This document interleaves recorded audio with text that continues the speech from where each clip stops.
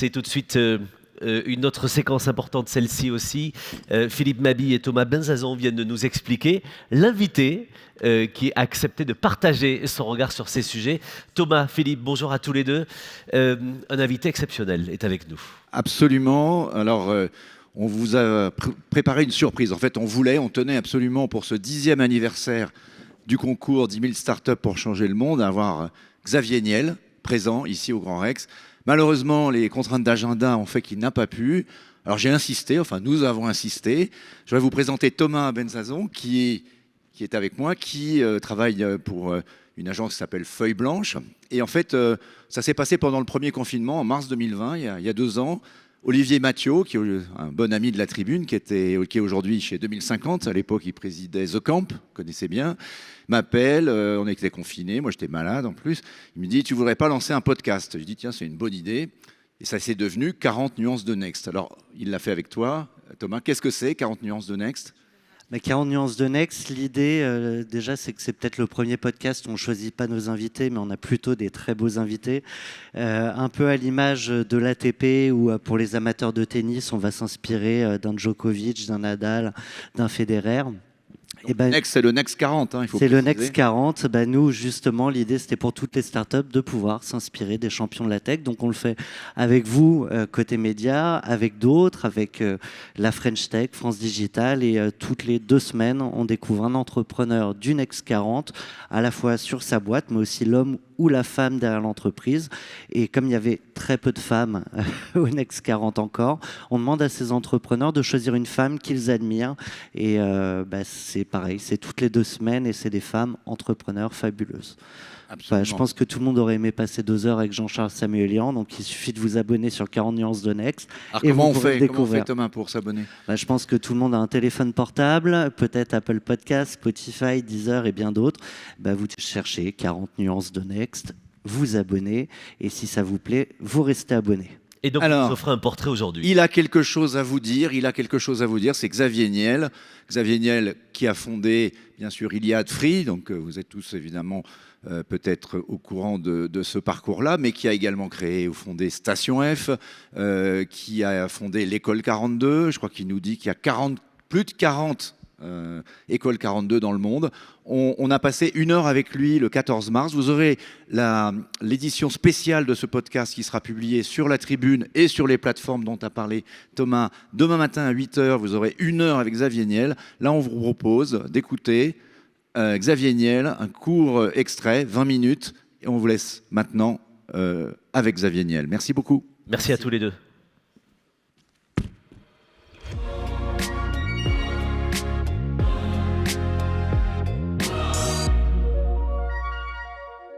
Alors, on va commencer tout de suite par le vif du sujet. On parle donc à des entrepreneurs qui veulent lever des fonds, des jeunes.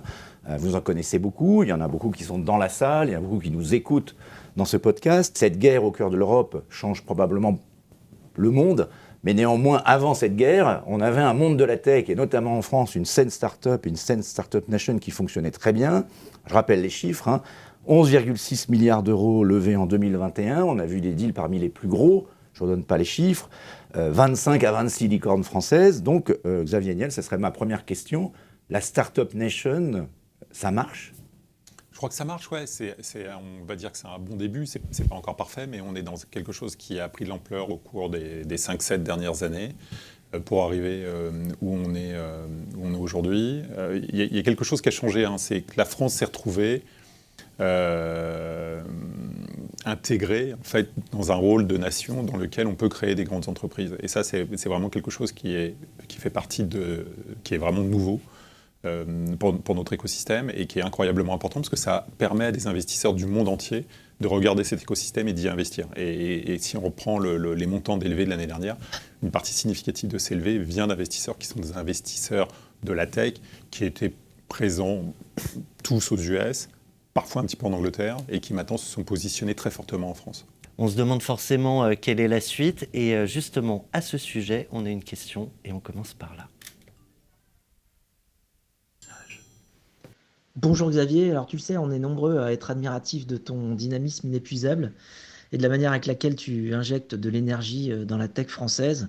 J'ai même écrit une page entière sur toi dans mon livre Mission Blablacar. Mais alors, il y a une question qu'on est encore plus nombreux à se poser. Pourquoi fais-tu tout cela? C'est super, c'est innovant, tu développes des nouveaux concepts et des nouveaux écosystèmes hein, avec École 42, Station F, Hectare et bien d'autres, en lien avec des projets économiques et immobiliers souvent. Mais alors, qu'est-ce qui te pousse à faire tout cela? L'insatisfaction perpétuelle, la gloire, l'amour de la France, de l'innovation, autre chose, je sais pas. Et question subsidiaire, quel est ton prochain grand truc?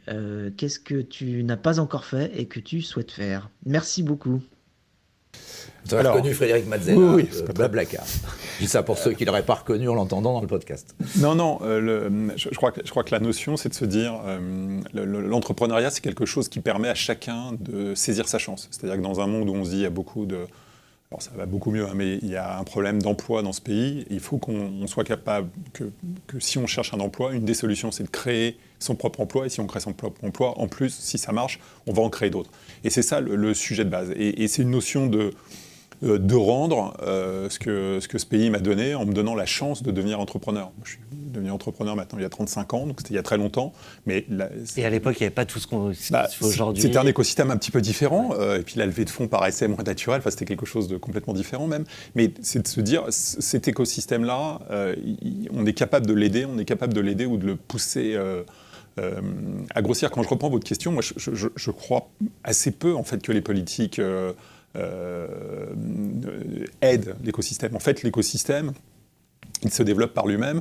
On a des, enfin, je crois que c'est, on peut le voir aux États-Unis. On peut avoir des bons dirigeants, des mauvais dirigeants. L'écosystème continue de se développer. Il n'a jamais été aussi puissant qu'au moment de Trump, alors que Trump mettait des barrières, notamment à l'immigration, qui permettaient d'avoir des talents qui venaient aux États-Unis aider ces entreprises. Et pourtant, ça a explosé, notamment pendant pendant qu'il était président. Donc, les politiques amènent peu de choses. Par contre, la société civile... Donc, il n'y a rien à leur demander.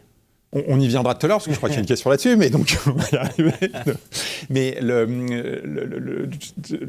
ce qu'on a à leur demander, c'est une stabilité. C'est toujours la même chose. Mais donc c'est cette société civile qui doit s'en servir, et on ne doit pas être là en permanence à se dire « ça ne marche pas, c'est de la faute des autres ». Non, ça ne marche pas, c'est de notre faute à nous, et il faut s'en saisir, prendre cette chance, et avancer avec cette chance pour aider cet écosystème. Donc moi, j'ai eu la chance de gagner de l'argent dans la tech il y a très longtemps, de manière durable. J'aime mon pays, et comme je crois la grande partie des Français, et donc à partir de ce moment-là, ça me paraissait naturel d'essayer de se dire comment on aide à créer un écosystème de start-up plus grand qui aille plus loin. Et alors encore une fois, on n'est pas des hommes politiques, c'est de se dire qu'est-ce qu'on est capable de créer dans cet écosystème pour au bout que ça marche. Et donc il faut amener des fonds, c'était l'idée de la création de Kima Venture, donc on amène des fonds à cet écosystème, il faut former, et le sujet de base c'était de se dire dans le digital, on a besoin de gens qui fassent du code informatique, c'est un des éléments incroyablement importants. Donc allons former des codeurs, et en plus, de par notre éducation, ou je sais pas, ou de par nos gènes, je sais pas par quoi, on est généralement, on est capable d'avoir dans notre pays des bons développeurs. Et puis au bout, donnons une image de la France qui est une image d'entrepreneur, et allons créer un lieu mythique, c'est l'idée de Station F que l'on crée avec Roxane, allons créer un lieu mythique dans lequel on a envie, ou on donne l'envie à des gens de venir créer leur start-up là, et puis même des gens de l'étranger de venir pour les développer, les faire marcher. Une question quand même qu'on ne peut pas ne pas se poser, donc on sera après le 28 mars quand on diffusera cette émission, enregistrée avant, mais on se pose tous, enfin on a une certaine inquiétude quand même par rapport à ce qui est en train d'arriver, quelque chose d'imprévu, une sorte de grand signe noir.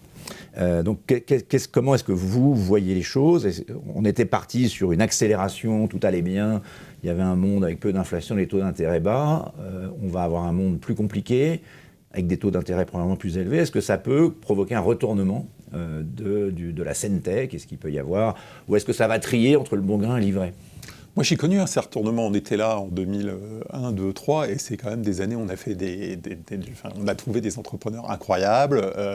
Ils ont réussi à lever des fonds, ils ont réussi à se développer. Ceux qui ont survécu à l'an 2000 survivront à 2022. Les grands, c'est pas les mêmes. C'est pas les mêmes, mais c'est le même état d'esprit. Tous les grands produits qu'on utilise aujourd'hui, qui viennent malheureusement souvent des États-Unis, ils ont été créés à ces années-là. Donc, alors qu'on était au fond du trou, que tout allait mal, tout allait disparaître. Donc, ça pousse les entrepreneurs à un peu moins de facilité, un peu plus de réflexion, à mieux perfectionner leur idée, à recruter plus intelligemment.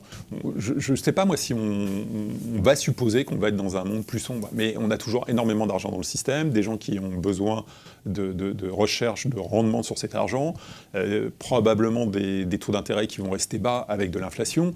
Enfin, vous avez aussi des éléments qui peuvent paraître, quand on a des taux bas et de l'inflation, on est dans des moments où normalement c'est explosif pour la création d'entreprises et la création de valeur.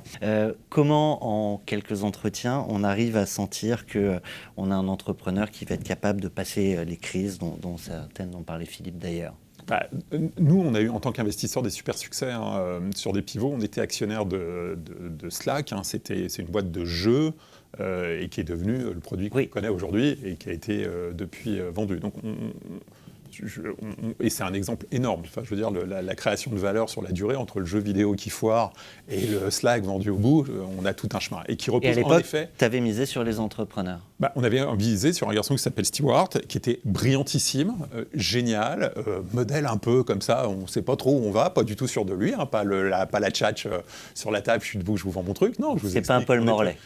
C'est différent. Non, mais Paul a d'autres talents. Et encore une fois, il y a pas et puis Paul n'a pas pivoté, parce qu'il a fait ça depuis le début et ça cartonne. Mais c'est comment on trouve ces talents, comment on est capable de les identifier. Et c'est toute la force notamment de Jean chez Kima, de parler avec des entrepreneurs, d'échanger avec eux et de se dire, bon, bien, le projet, il est là, mais l'entrepreneur, il est incroyable. Des idées, on en a tous.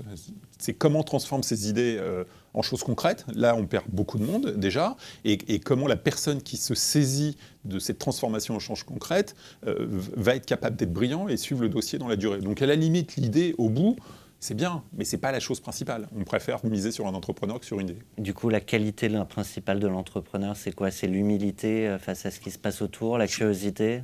Non, je crois que c'est de se saisir de son problème et de saisir d'un problème et de le régler. Je veux dire, on a une notion de street smart. C'est comment je solutionne, j'ai un problème, je vais le solutionner. Et je ne vais pas appeler 43 boîtes de consultants pour m'aider à le solder. Ce n'est pas l'idée. C'est j'ai un problème, je dois le solder. En combien de temps je vais être à même de le solder, de le prendre à bas-le-corps et de le solder. Sur le métaverse, on avait à notre antenne Fleur Pellerin qui disait que c'était son nouveau dada et on lui a posé la question si demain, alors elle était ministre, mais si demain tu étais présidente de la France, qu'est-ce que tu ferais? Alors elle a décidé de s'autoproclamer, pour le coup elle avait le droit, présidente du monde, avec cette idée que ces sujets-là ne peuvent se réguler qu'à l'échelle mondiale.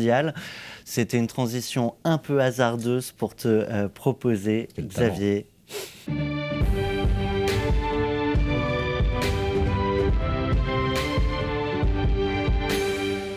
Française, Français.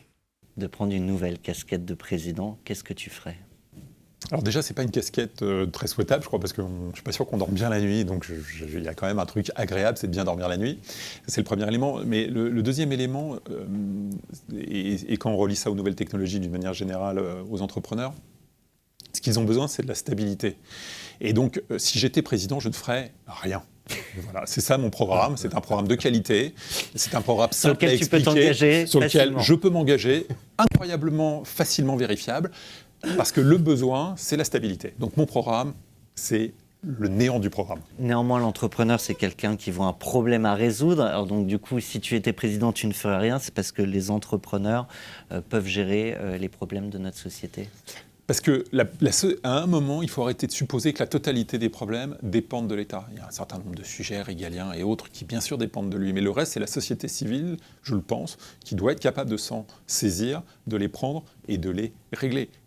C'est toujours ce que l'on dit, hein, l'impact sur la société de la création d'Uber, positif ou négatif, l'impact positif ou négatif est plus important que la plupart des décisions politiques prises au cours des 10 dernières années. Et encore une fois, c'est une décision d'une personne physique à un instant qui crée une entreprise et cette entreprise crée un produit. Et l'impact sur la société est incroyable et on peut le prendre avec Deliveroo, avec tout ce qu'on veut. Et encore une fois, je ne juge pas de la positivité ou la négativité de l'impact, je parle juste de l'impact lui-même.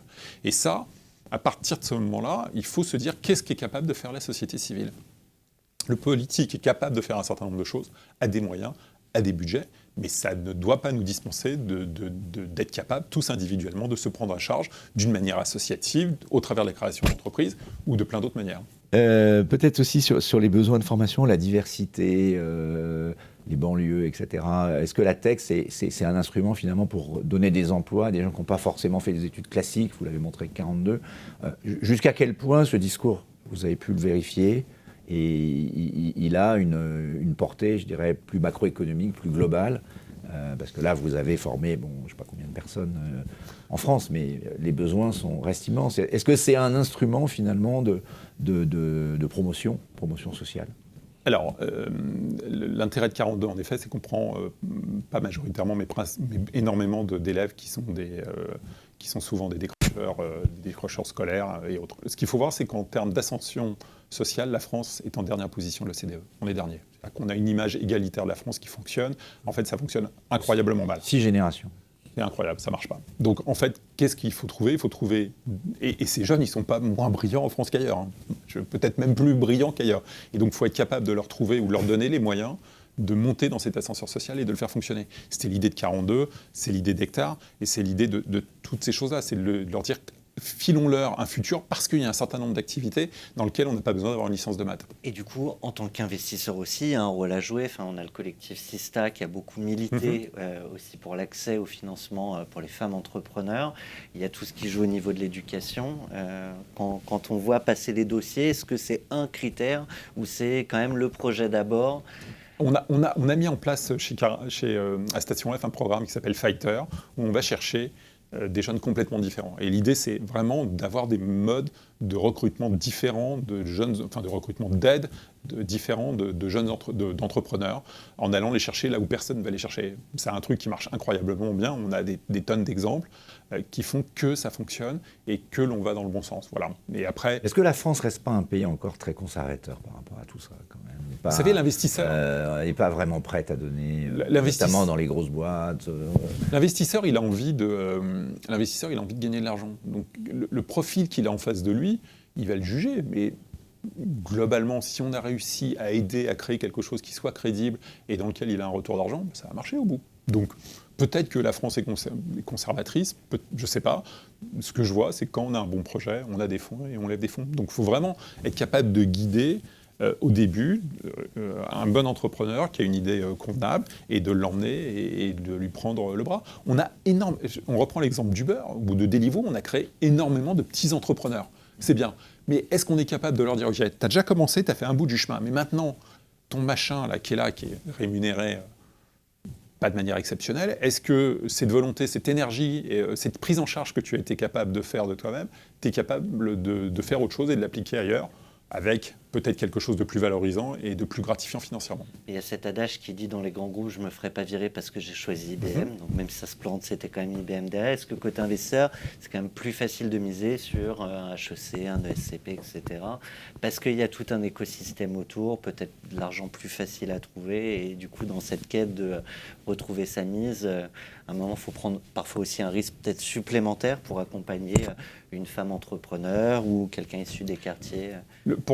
Je crois que le premier critère d'investissement, c'est est-ce que cet entrepreneur a déjà été entrepreneur avant? Et donc, c'est cette notion de repeat qui est incroyablement importante. Donc, quel que soit le passé, je me suis lancé une fois, ça n'a pas fonctionné. Le deuxième projet, on va le regarder en disant, un, il n'a pas envie de se replanter une deuxième fois, et deux, il sait ce qu'il ne faut pas faire. Et ça, c'était le truc le plus important, la culture de l'échec. On parlait de Fleur Pellerin, on en avait beaucoup parlé. Est-ce qu'aujourd'hui, vous pensez que, justement, avec cette Startup Nation qui atteint une forme de maturité, on a cette culture de l'échec, on reconnaît l'échec, on dit à quelqu'un, t'es tombé de cheval, mais tu vas remonter, on va t'aider à remonter.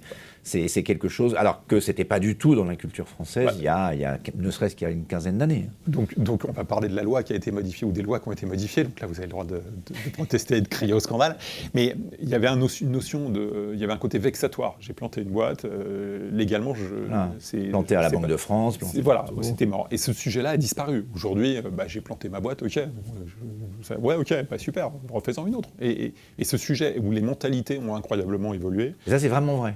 Ah ouais. Marc Simoncini a vachement bossé là-dessus, avait écrit un livre sur le sujet.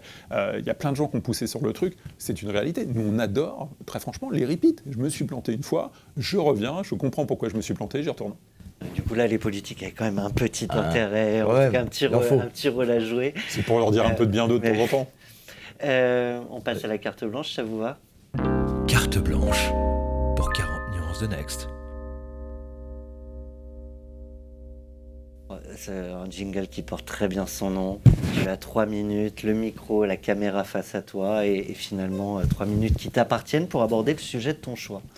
Non, moi, ce qui m'intéresse, et on rebondit sur ce qu'on disait précédemment, moi, ce qui m'intéresse, c'est comment on arrive à emmener plus d'entrepreneurs, de jeunes personnes vers l'entrepreneuriat. Et ça, c'est un sujet incroyablement important pour moi, c'est de se dire comment on voit dans les statistiques, on a énormément de jeunes qui disent « moi j'ai envie d'aller vers l'entrepreneuriat », mais qui ne passent pas le pas. Et donc comment on arrive à créer toute une infrastructure, comment on arrive à créer le désir, comment on arrive à créer l'envie, comment on arrive... La connaissance déjà Exactement, pour aller vers cela. Et c'était, on l'a dit tout à l'heure, vraiment l'idée de Station F à l'origine.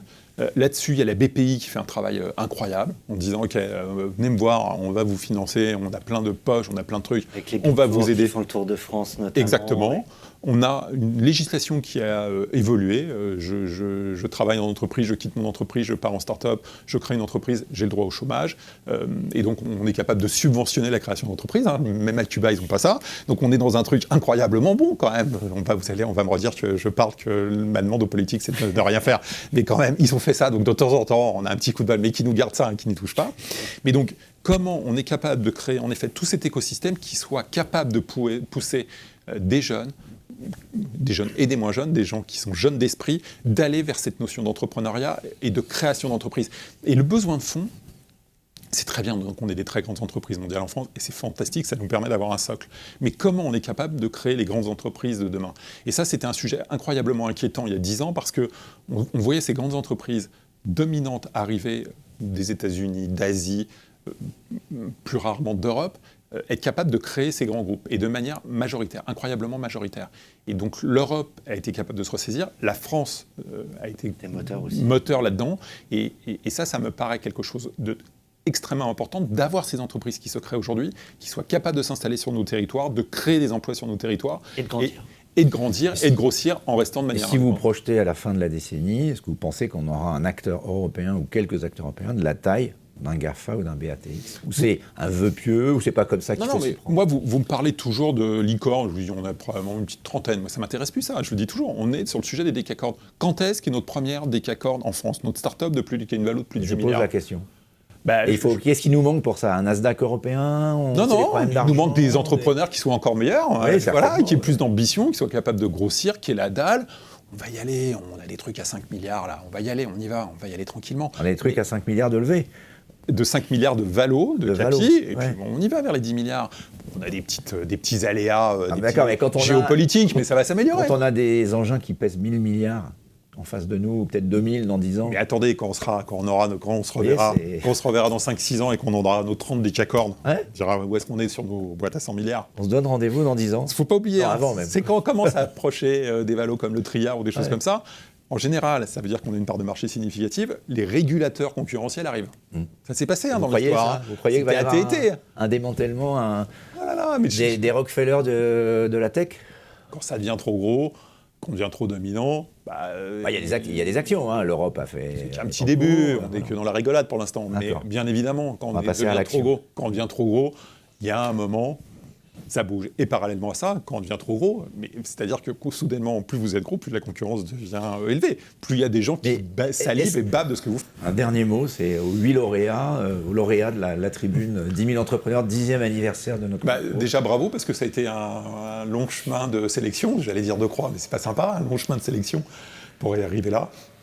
Qu'ils aient un optimisme incroyable, parce que s'ils ont de l'optimisme, rien ne peut leur arriver. Merci beaucoup Xavier Niel, merci d'être venu à la fois au Grand Rex, où vous serez diffusé, mais bien sûr rediffusé sur toutes les plateformes, Spotify, et Deezer et toutes les autres, et la tribune.fr bien sûr. Merci à Xavier Niel pour cette heure, merci à Thomas Bensazon de nous avoir accompagnés, puis on continue 40 nuances de Next, parce que c'est un rolling permanent et on attend les décacornes pour pouvoir les interviewer.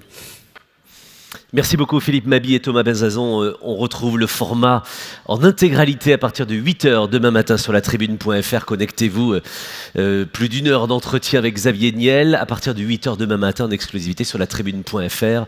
Merci Thomas, merci Philippe.